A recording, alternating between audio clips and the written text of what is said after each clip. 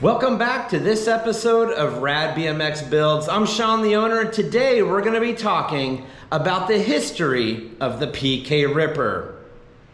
Okay, when we're talking about PK Ripper, you know PK stands for no other than Perry Kramer.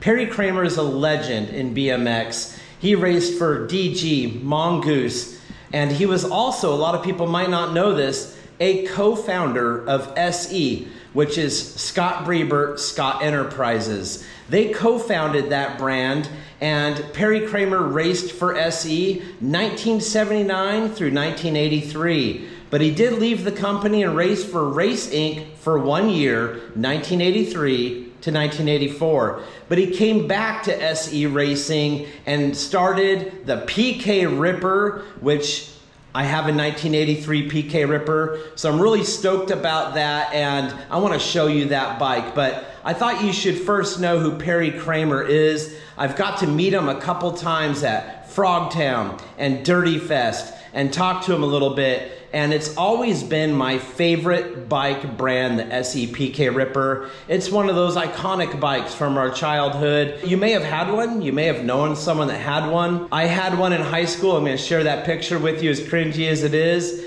And I rode the heck out of that bike and sadly sold it when I joined the military. When I started RADBMX Builds, I knew I had to have one back in the collection, and now I do. Okay, now that you know a little bit about that history, I want to show you the PK Ripper, and you're going to see those similarities that were pulled over from Race Inc. Those things we talked about, don't forget them, because I'm going to show you right now the same ideas, the same design concepts that are on this bike.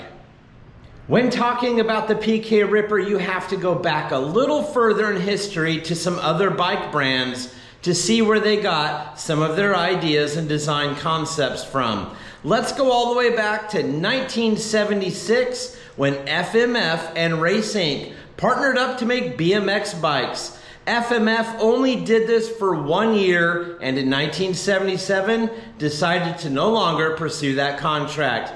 Therefore, Race Inc. took the helm. Also in 1977, Scott Breibert, the founder or father or whatever of SE Racing, founded SE and began to make bikes. So we're going to go over some very strong similarities with the Race Inc. and PK Ripper bikes. You're going to see a lot of design concepts that were shared back and forth. So in order to show you the first iteration of what later became a PK Ripper, let's show you where some of that inspiration might have come from and show you a Race Inc. bike. This is not a 1977 Race Inc. bike or even an 80s or 90s Race Inc. bike. This is one of the brand new RA20 Race Inc. 20-inch bikes. However, a lot of the design concepts were brought over into the new retro bike from the old school bike. So I don't have an old school one, but I got a new one, and I want to show you and compare those design aspects with the Race Inc. bike that were carried over into the PK Ripper. Okay, this is a brand new 20-inch Race Inc. bike. I've done some slight modifications to it. But what I really want to talk about is not the entire bike, just some of the design ideas. It is an aluminum frame. You can see the beautiful welds on it, and you can see a loop tail in the back. And then look where the chain stays connect to the bottom bracket. All these concepts and ideas that were carried over into the PK Ripper. However, the tubing and the gusset were not, and you're going to see that in a moment.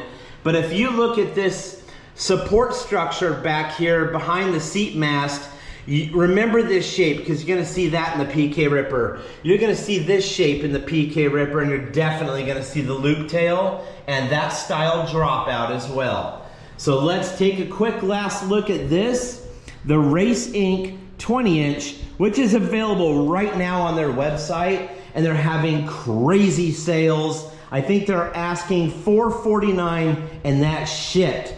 Also, I have a discount code, RADBMX15 will save you 15% if you want to go get one of those at abmxc.com.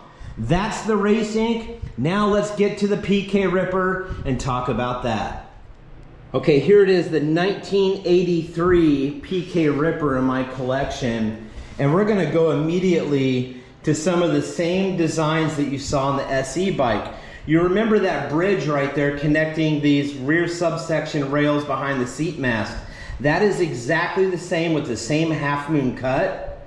And then we're gonna go down here to that piece that connects the chainstay to the bottom bracket. That oval connection piece is identical. And then of course, the iconic loop tail with that same shape dropout, which is crazy that they wouldn't even bother changing any of that. You would think that they took the same exact jig, same exact frame, and from right here back, it's identical. But where it changes is from right there forward. We start to use oval tubing, and with a little support that did come in the later years, but this was all added for rigidity and strength, but it still has the beautiful welds. And this is one of my favorite colors, by the way. Baby blue and gold is just one of those iconic SE colors, and it's always been my favorite. So that's where the similarities run out. It's the whole back half that's exactly the same. But you can see this PK Ripper, it does have some reproduction parts. Like I've said so many times before, I'm not a purist builder. Never have been, never will be. And my theory on that's quite simple, really. You would go to a bike shop and pick out a bike. Then you would go right to the parts counter if you had any money left over and start buying things to individualize or customize your bike the way you would want it. Whether that be a set of grips, anodized cranks, seat, whatever, you would do that. Your bike would never stay 100% stock. It just wasn't a thing in my circles back then. It's not going to be a thing for me now. Okay, we're not done. I know I showed you the 83, but this video is about the PK Ripper and the evolution of that based on what I have in my collection.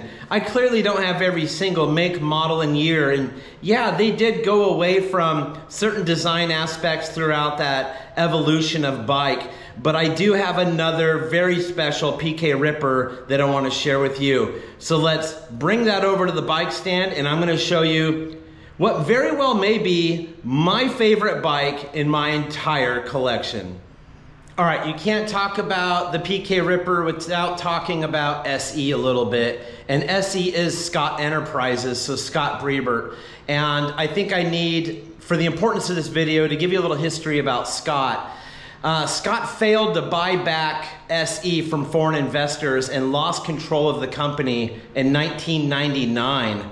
So Scott was no longer heading up SE bikes at that point. Scott had a lot of problems after that and sadly got involved with drugs and homelessness. And on July 4th, 2015, he was found dead in a tent in a vacant lot in Indio, California. Okay, so who owns SE bikes now? Well, it's actually a company called Advanced Sports International.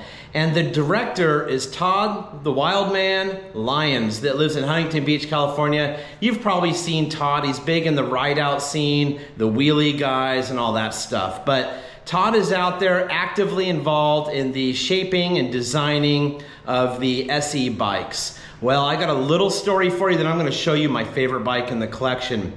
Back in 2011, I was in Upland, California, and I walked into a bike shop, and on the rack was a baby blue and gold PK Ripper. And you can imagine, after what I told you about having to get rid of my blue and gold PK Ripper, I wanted that bike. But if I remember right, and I'm probably wrong, that bike was somewhere around 700 bucks. And in 2011, I didn't have an extra 700 bucks that I could throw down on a bike. So I wasn't able to get that bike, and it was gone. Well, I started RADBMX Builds, and lo and behold, on eBay, I found a new in the box 2011 PK Ripper. I immediately pulled it out of the box, put it together, and put it on my Instagram. I was so proud. And then someone reached out to me and offered me money that I would be stupid to turn down, so I sold it. And then not too long ago, I found a 2011 frame and fork, not a complete bike, that someone was using for a display, and they wanted to sell it, and I was able to pick it up for 500 bucks, which was a blessing in disguise because now I can build that bike the way I would want it versus how SE built it. And in my opinion, which is only my opinion, it came out way better than the one that was new in the box. So without further ado, I want to show you my version of the SE PK Ripper 2011 in baby blue and gold. Okay, here it is, the 2011 PK Ripper in baby blue and gold. And it has the iconic loop tail, and we're going to go over some of the differences that they've done over the evolution of the PK Ripper with some of the new school technology that they're using now. I absolutely love this bike. So first of all, let's knock out what they've changed. They no longer have that shape back here with that support piece and the half moon cutout. They did keep the loop tail, but they changed the dropout and then cut out the letters SE. Also, this has changed a little bit. That support piece back there from the chainstay to the bottom bracket is different, but they did keep the flat oval frame, and they did keep pretty much the same design up here that they'd had before, and the iconic landing gear forks. So there are a lot of similarities, but now let's talk about what they changed to make it more new school. The diameter of the seat post and the seat post area is much larger for strength and rigidity. Like I said, the dropout with the SE, they went with a V brake instead of the side pull brakes. And then also they went with a 1 1/8 threadless versus a 1-inch threaded. So absolutely modern stuff going on there in contrast to the old school. So those are the big ones right there, and then that's kind of it. Bigger tires. I mean, there's still 20-inch wheels, but a much wider tire. I believe these are 20 by 2.00 tires with a V rubber versus like the 20 by 1.75. And they still have an American bottom bracket, 3-piece cranks on this one. So a lot of similarities, but definitely some changes.